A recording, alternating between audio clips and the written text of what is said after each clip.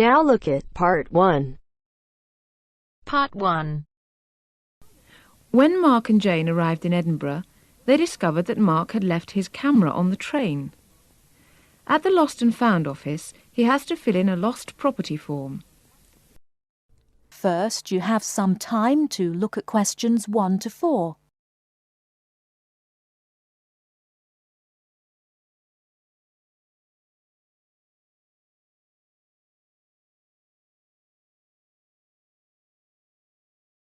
Now we shall begin.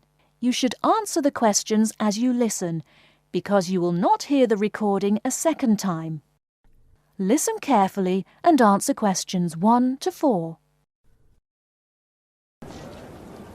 Good evening, sir. Can I help you? Yeah, I think I left my camera on the train from London early today. Did you, sir? Oh, well. In that case, we'd better fill in a lost property form. Can you tell me your name? Yeah, it's Mark Adams. Okay. Your address? You mean in Britain or in the States? How long are you staying? Oh, I've still got a few months in Britain.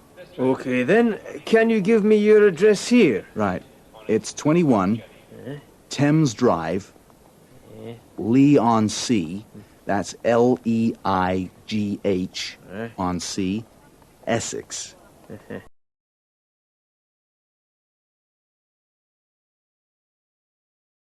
Before you hear the rest of the conversation, you have some time to look at questions 5 to 10.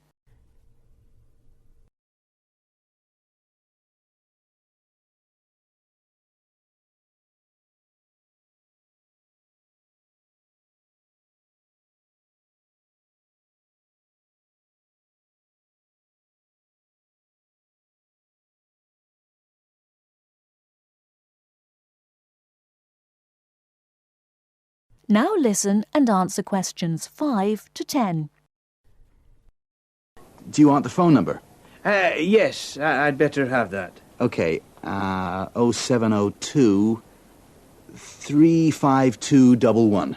Thanks. And you say it was a camera. What make and model? It's a Ricoh. Ricoh. How do you spell that? Ricoh. Okay, got that. Now, you say it was the London train. What time did it arrive in Edinburgh? At 4:55 this afternoon. Exactly on time. Well then, if we find it, sir, shall we phone you? No, I think I'll drop in the day after tomorrow to check up. Right you are, sir. We'll do our best.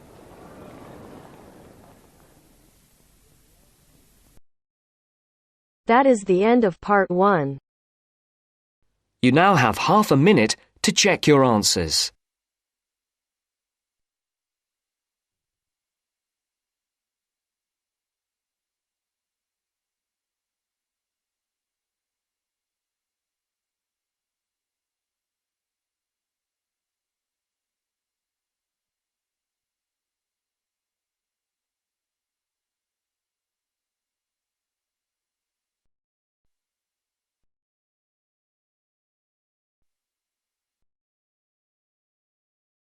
Now turns to Part 2.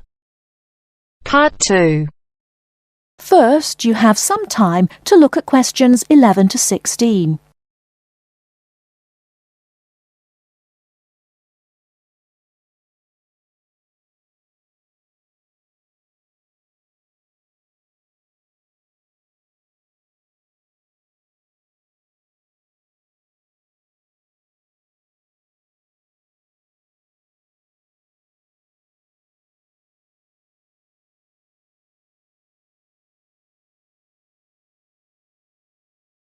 Now, listen carefully and answer questions 11 to 16.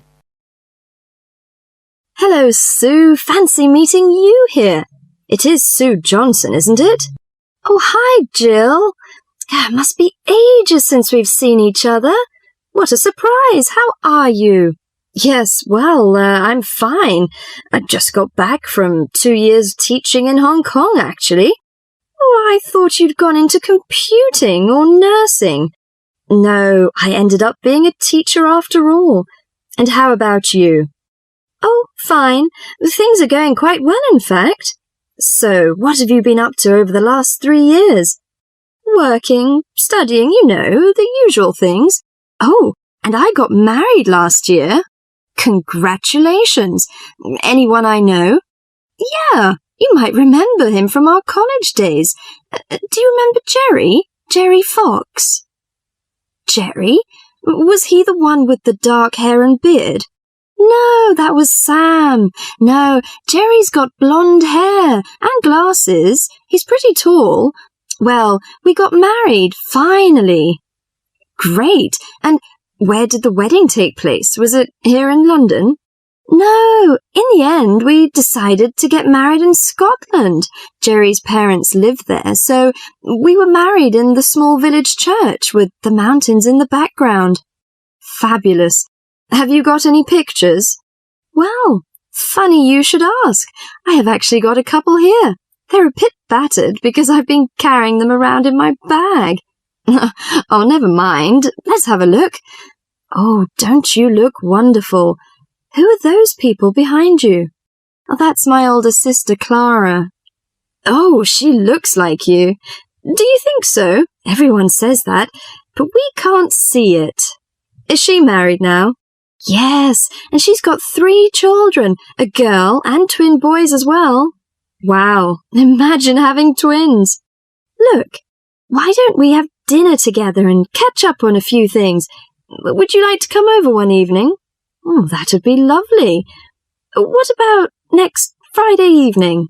Fine. What time? Shall I come over about 8 o'clock? Oh, come about 7:30.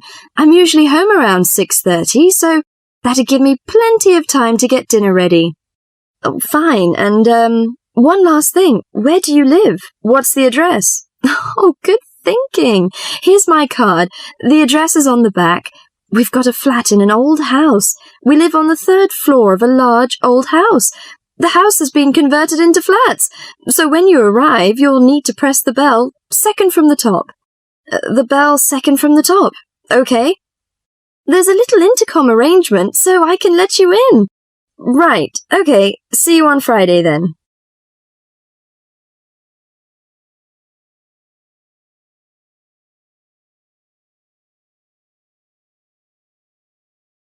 Before you hear the rest of the talk, you have some time to look at questions 17 to 20.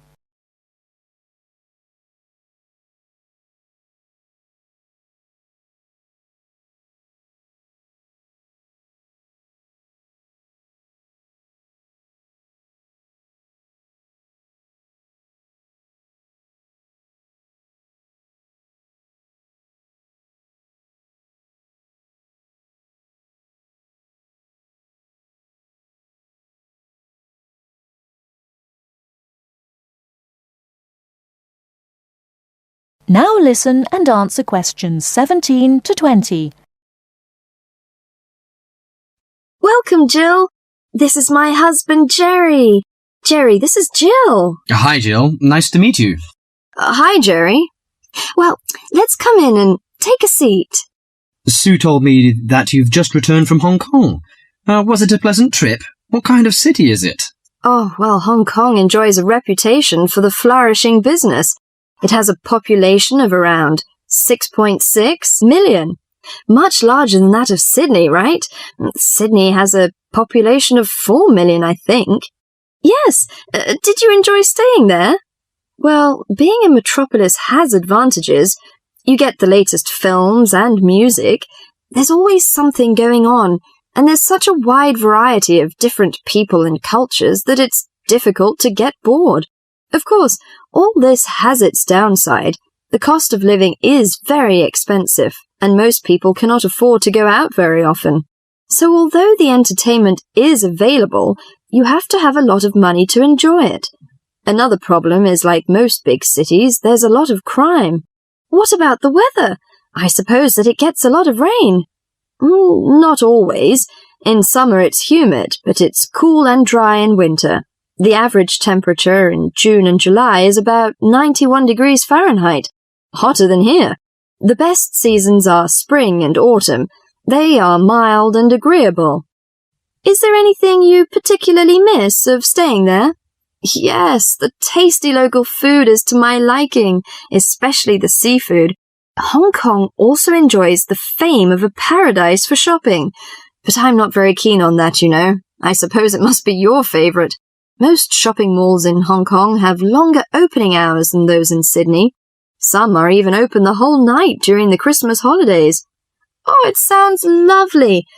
I hope I have a chance to travel there. And I can be your tour guide.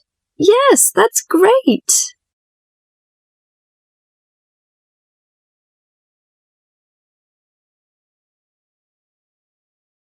That is the end of part 2. You now have half a minute to check your answers.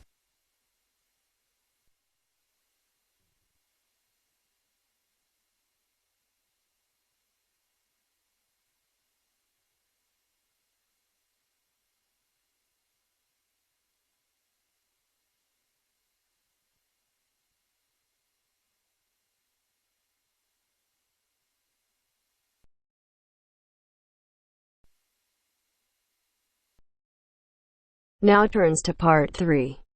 Part 3. You will hear a discussion between two students, Rosie and Mike, and a university tutor.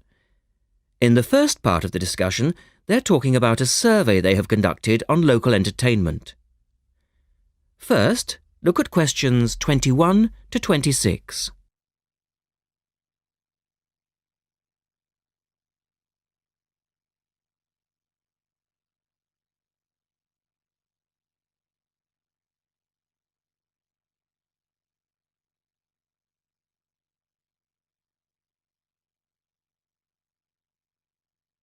Now listen to the first part of the discussion and answer questions 21 to 26.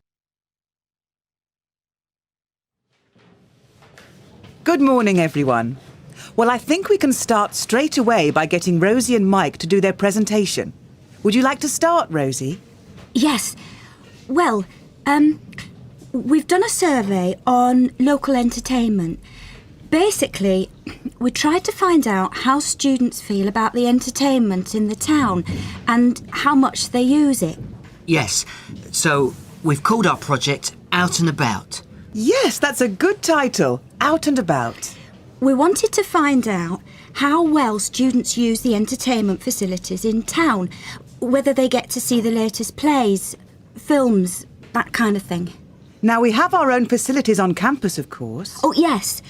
We deliberately omitted those as we really wanted to examine outside entertainment in the town as opposed to on the university campus. Actually, there were a lot of areas to choose from, but in the end, we limited ourselves to looking at 3 general categories: cinema, theatre and music. Right. OK, well, first of all, cinema. In the town, there are 3 main places where you can see films. There's the new multi-screen cinema complex, the old Park Cinema and a late-night Odeon. So, if you look at this chart, in terms of audience size, the multi-screen complex accounts for 75% of all cinema seats.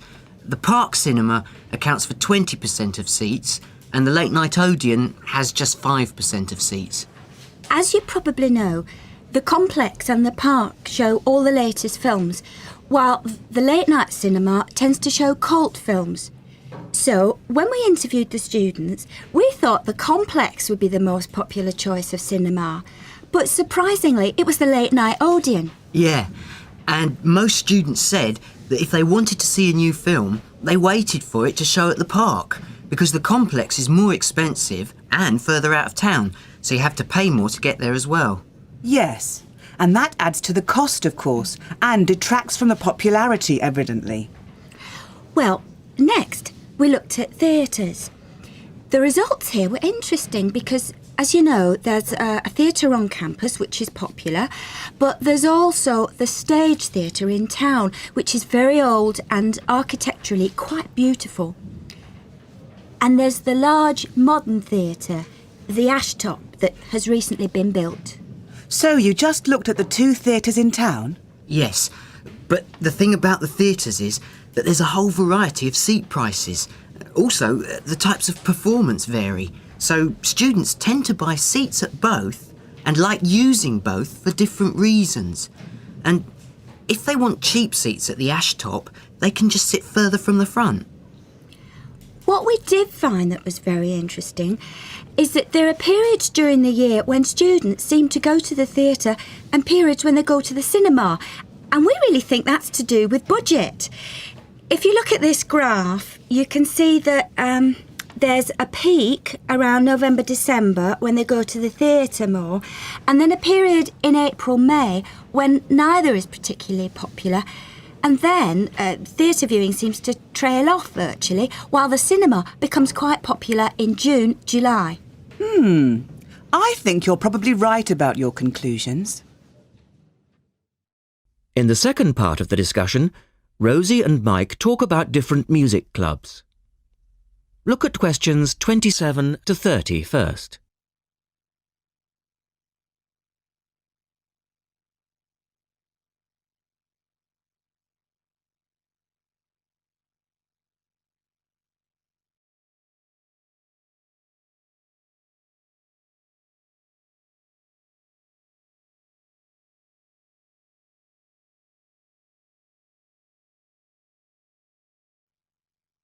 Listen carefully and answer questions 27 to 30. Well, lastly, we looked at music, and this time we were really investigating the sort of small music clubs that offer things like folk or specialise in local bands. So not musicals as such? That's right. We looked at 3 small music venues and we examined the quality of the entertainment and the venue and gave a ranking for these. A cross, meaning that the quality was poor, a tick, meaning it was okay, and 2 ticks for excellent. First of all, the Blues Club, which obviously specialises in blues music. This was a pretty small place and the seating was minimal, so we didn't give that a very good rating. No, we don't recommend that one, really. Then the Sansu, which plays a lot of South American music. It was a big place, very lively, good performers, so 2 ticks for that one. The Pier Hotel is a folk venue, a good place for local and up-and-coming folk artists to play. Not the best of venues, as it's in a basement and a bit dark, but the quality of the entertainment was reasonable and the lighting was very warm, so we felt it deserved an average rating. Now finally, there's the Bald Rock Cafe, which features big rock bands and is pretty popular with students, and we enjoyed ourselves there as well, so top marks for that one. And then, did you get any information from the students as to which of the clubs they preferred?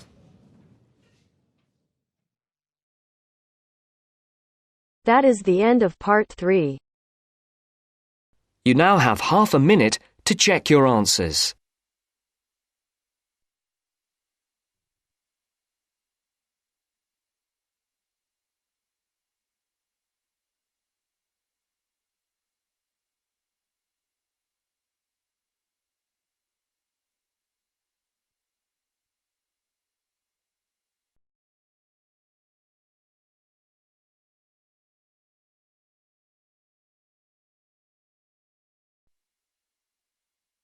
Now turns to part 4. Part 4. You are going to hear a talk about the English policeman. As you listen, complete the notes below. First, you have some time to look at questions 31 to 40.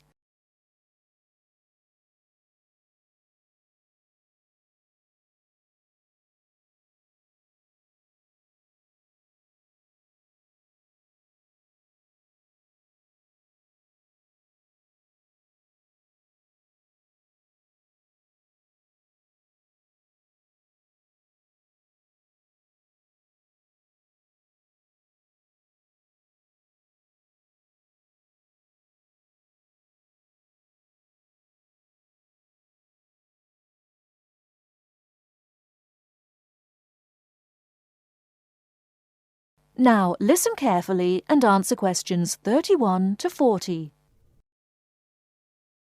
The English policeman has several nicknames, but the most frequently used are Copper and Bobby. The first name comes from the verb to cop, which is also slang, meaning to take or to capture. And the second comes from the first name of Sir Robert Peel, the 19th century politician who was the founder of the police force as we know it today. An early nickname for the policeman was Peeler, but this one has died out. Whatever we may call them, the general opinion of the police seems to be a favourable one, except, of course, among the criminal part of the community, where the police are given more derogatory nicknames which originated in America, such as Fuzz or Pig. Visitors to England seem nearly always to be very impressed by the English police. It has, in fact, become a standing joke that the visitor to Britain, when asked for his views of the country, will always say, at some point or other, "I think your policemen are wonderful." Well, the British Bobby may not always be wonderful, but he is usually a very friendly and helpful sort of character. A music hall song of some years ago was called, "If you want to know the time, ask a policeman." Nowadays, most people own watches, but they still seem to find plenty of other questions to ask the policeman. In London, the policemen spend so much of their time directing visitors about the city that one wonders how they ever find time to do anything else. Two things are immediately noticeable to the stranger when he sees an English policeman for the first time. The first is that he does not carry a pistol, and the second is that he wears a very distinctive type of headgear, the policeman's helmet. His helmet, together with his height, enables an English policeman to be seen from a considerable distance, a fact that is not without its usefulness. From time to time it is suggested that the policeman should be given a pistol, and that his helmet should be taken from him. But both these suggestions are resisted by the majority of the public and the police themselves. However, the police have not resisted all changes. Radios, police cars, and even helicopters give them greater mobility now.